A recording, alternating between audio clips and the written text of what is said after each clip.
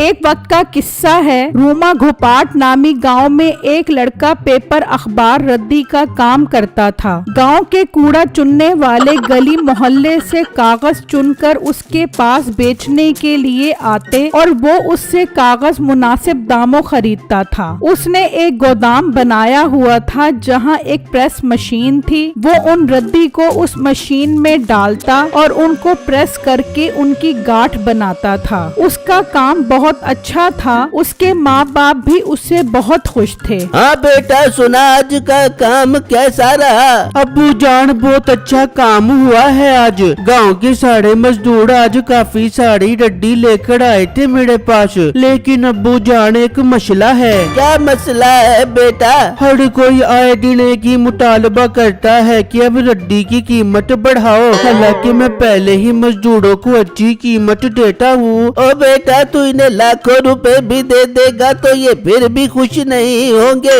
इसलिए जो कीमत है वही रख, बढ़ाने की जरूरत नहीं है। हाँ अब्बू जान, मैं कोई पागल हूँ जो कीमत बढ़ाऊं? जिस कीमत पर कागज खरीदता हूँ उसी कीमत पर खरीदूंगा। हाँ बिट्टू, आप बिल्कुल ठीक कर रहे हैं। कम कीमत पर खरीद कर ज्यादा कीमत पर बेचोगे तो अच्छा मुनाफा होगा। उसी गांव में मीठे नाम का लड़का अपनी बीवी नसीबो कैंची के साथ रहता था। ओ बेगम, जल्दी हाथ चला। क्या मिन मिन करके मरीजों की तरह नाश्ता बना रही है? तुझे पता नहीं है मैंने काम पर भी जाना है। और मीठे बना रही हो, काम की बात तो ऐसे कर रहे जैसे तूने पेंट कोट पहन के ऑफिस जाना है। अपनी शक्ल देख, मोहल्ले की गली कूचे से जाके कूड़ा उठाता है और बड़ी बरादरी में मेरी नाक कटवाता है। ओ मोटी नाक वाली औरत, ये जो तू भर भर के अपने मुंह में खाने ठूसती है ये उसी कमाई के पैसों से आते हैं। उस वक्त तो तेरी नाक नहीं कटती। मीठे ज्यादा तू मेरे मुंह न लग, नाश्ता कर, चल मोहल्ले से जाके कूड़ा उठा। मीठा गुस्से में नाश्ता किए बगैर ही वहाँ से चला जाता है और जगह जगह से कागज चुनना शुरू कर देता है। तो उसे कूड़े में एक किताब नजर आती है। मीठा किताब देखकर थोड़ा हैरान होता है। अरे यार, लोगों के काम तो देखो, कूड़े के साथ साथ किताबें भी फेंक देते हैं। इल्म की कदर ही नहीं करते,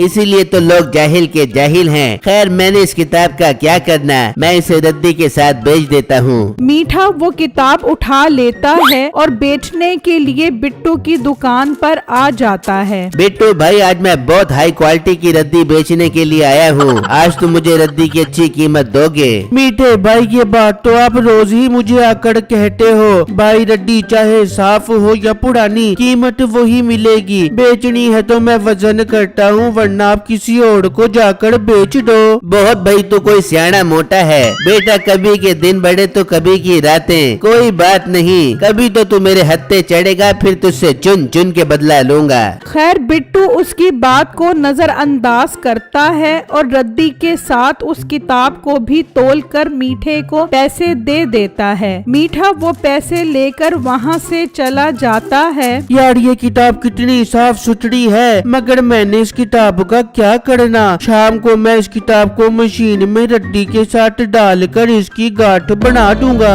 मगर बिट्टू को क्या पता था ये किताब कोई आम किताब नहीं, बल्कि ये किताब एक जादूगर की किताब है जो उसके चेले ने गलती से फेंक दी थी। तेरे अंदर अकल ही नहीं है, तूने किताब मेरे से पूछे बगैर ही फेंक दी। उसमें मेरा सारा जादू लिखा हुआ था। मालिक, मुझे नहीं पता था। मैं तो समझा था वो किताब किसी काम की नहीं है, इसलिए मैंने वो किताब रद्दी के साथ फेंक दी। कम अकल, उसके बगैर मेरा सारा जादू बेकार है। कहाँ है वो किताब? जाकर ढूंढ कर आओ। ठीक है मालिक, मैंने किताब कूड़े में फेंकी थी, मैं जाकर उठा कर आता हूँ। उसके दोनों मुलाजिम निकलते हैं और उसी जगह पर आकर देखते हैं। यार, किताब तो मैंने यहाँ पर फेंकी थी, मगर वो किताब यहाँ मौजूद ही नहीं है। इसका मतलब कोई किताब उठा कर ले गया है। अब हम क्या करेंगे, कहाँ से ढूंढें? अगर वो किताब ला मिली तो मालिक तुझे और मुझे जलाकर भस्म कर देंगे। चल मालिक के पास चलते हैं और उन्हें जाकर बताते हैं। वो दोनों वापस आ जाते हैं और बताते हैं कि किताब नहीं मिली। उसे बहुत गुस्सा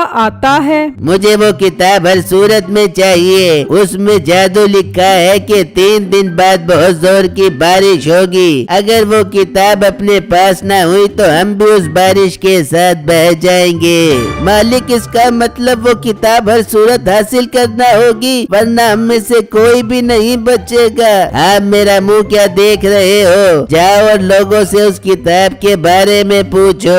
वो दोनों किताब की एक तस्वीर लेकर निकलते हैं और जगह जगह लोगों से पूछते हैं, मगर कोई भी उस किताब को नहीं जानता। वहाँ बिट्टू उस किताब को रद्दी के साथ उस मशीन में डाल देता है और मशीन चला देता है और उसकी गांठ बन जाती है। बिट्टू वो सारा माल ट्रक के जरिए फैक्ट्री भिजवा देता है। वहाँ वो दोनों मायूस जा रहे होते हैं कि उन्हें मीठा नजर आता है। ओ लड़के, तूने ऐसी किताब देखी है? मीठा उस तस्वीर को देखते ही चौंक जाता है। हाँ, ये किताब तो मुझे कूड़े में पड़ी मिली थी, तो मैंने उसे उठाकर रद्दी वाले को बेच दी। कहाँ है वो रद्दी वाला? हमें उसके पास लेकर चल। वो किताब कोई आम किताब नहीं है, हमें वो किताब हर सूरत में चाहिए। ये सुनते ही मीठे को ख्याल आता है कि मुझे इस मौके से फायदा उठाना चाहिए। मैं आपको उस रद्दी वाले के पास ले तो जाऊंगा, मगर मुझे क्या मिलेगा?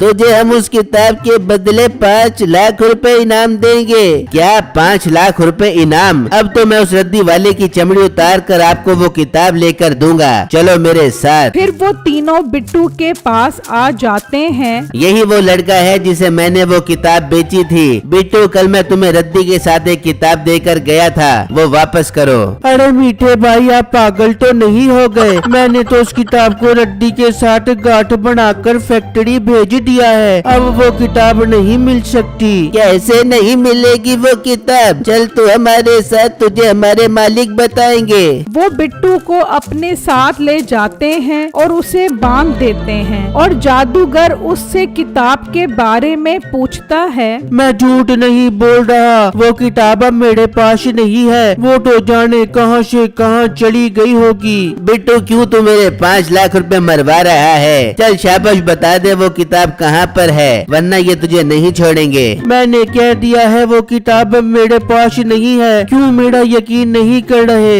मारो इसे, मार मार के इसका भुरकस निकाल दो। 2 दिन बाद बारिश भी होने वाली है, ये भी उस बारिश में हमारे साथ बहेगा। वो बिट्टू को इतना मारते हैं कि उसे मार मार के अधमरा कर देते हैं। मुझे मत मारो, मुझसे अब और तकलीफ बर्दाश्त नहीं हो रही। मैं आपको वो किताब ढूंढ कर ला कर देता हूँ, चाहे मुझे उसके लिए फैक्ट्री ही क्यों ना जाना पड़े। लड़के, अब हमारे पास सिर्फ 2 दिन है। 2 दिन बाद बहुत जोर की बारिश होगी। उस किताब में जादू लिखा है जिससे हम उस बारिश से बच सकते हैं। तेरे पास 2 दिन है, वो किताब लेकर आ। बिट्टू वहाँ से निकलता है और गोदाम में आ जाता है। अब मैं वो किताब कहाँ से ढूंढूं? वो तो मैंने इस मशीन में डाल दी थी, पता नहीं अब वो किताब कहाँ से कहाँ चली गई होगी। बिट्टू थोड़ा आगे बढ़ता है और उस मशीन में देखता है तो वहाँ वो किताब एक कोने में पड़ी होती है। बिट्टू ये देखकर खुश हो जाता है और उस किताब को उठा लेता है। शुक्र है मुझे ये किताब मिल गई। मैं इस किताब को पढ़ता हूँ, आखिर इसमें ऐसा कौन सा जादू लिखा है। बिट्टू उस किताब को पढ़ने लग जाता है। जिस दिन पूरा चांद होगा उसके अगले दिन बहुत जोर की बारिश शुरू हो जाएगी, जिससे सब कुछ बह जाएगा। ये मंत्र पढ़ने से कागज का घर बन जाएगा जिस पर बारिश असर नहीं करेगी। उस घर पर जो जो सवार होगा वो उस बारिश से महफूज रहेगा। बिट्टू ये पढ़कर खुश हो जाता है। यार ये तो बहुत जबरदस्त मंत्र है। मैं ये मंत्र पढ़कर एक कागज का घर बना लेता हूँ, लेकिन जादूगर को अब मैं नहीं छोड़ूंगा, उसने मुझे बहुत मारा है। बिट्टू उस किताब में लिखा हुआ मंत्र पढ़ता है तो वहाँ एक कागज का घर आ जाता है। वो उसे घसीट कर एक दरिया के किनारे पर ले आता है और अपने घर वालों को उस बारिश के बारे में बताता है। क्या बिट्टू, इस तरह तो हम सब उस बारिश में मर जाएंगे। नहीं, मैंने एक जादुई कागज का घर बना लिया है, हम सब उस पर चढ़ जाएंगे, हमें कुछ नहीं होगा। इस तरह 2 दिन भी गुजर जाते हैं और हल्की हल्की बारिश भी शुरू हो जाती है। वो लड़का अभी तक आया नहीं, बारिश भी शुरू हो गई है। इससे पहले कि बारिश तेज हो वो किताब बहुत जरूरी है। मालिक वो लड़का आने वाला होगा, उसने 2 दिन का कहा था, नहीं तुम जाओ उसे लेकर आओ। फिर वो तीनों बारिश में बिट्टू से वो किताब लेने के लिए निकल जाते हैं। वहाँ बिट्टू अपनी फैमिली को दरिया के किनारे उस कागज की घर की तरफ ले जा रहा होता है कि जादूगर के मुलाजिम उसे रास्ते में मिल जाते हैं। कहाँ भाग रहे हो तुम और किताब कहाँ है? भाई साहब वो किताब मुझे मिल गई है, आप जादूगर भाई को लेकर दरिया पर पहुँचो, वो किताब मैं आपको वहीं पर देता हूँ। ये सब सुनकर वो खुश हो जाते हैं और वापस जादूगर के पास पहुंच जाते हैं। मालिक किताब मिल गई है, उस लड़के ने हमें दरिया पर बुलाया है, बहुत अच्छी बात है, टाइम जाया मत करो इससे पहले कि बारिश तेज हो जाए, दरिया पर चलो। वो सब जब दरिया पर पहुंचते हैं तो बिट्टू अपनी फैमिली के साथ उस कागज के घर पर सवार होता है। बिट्टू तुम इस कागज के घर पर क्या कर रहे हो? लाओ किताब हमें दे दो। मैं पागल हूँ जो ये किताब तुम्हें दे दूँ, इस किताब से ही तो मैंने ये कागज का घर बनाया है ताकि हम इस तूफानी बारिश से महफूज रहें। ये तुम क्या बकवास कर रहे हो? किताब हमें दे दो इससे पहले कि बारिश तेज हो जाए। होने दो तेज बारिश, तुम्हें इसकी सजा मिलनी चाहिए। फिर बारिश इतनी तेज होती है कि वो सब उसमें डूब जाते हैं और उनका काम तमाम हो जाता है। जादूगर के मरते ही बारिश रुक जाती है और बिट्टू अपनी फैमिली समेत घर वापस आ जाता है।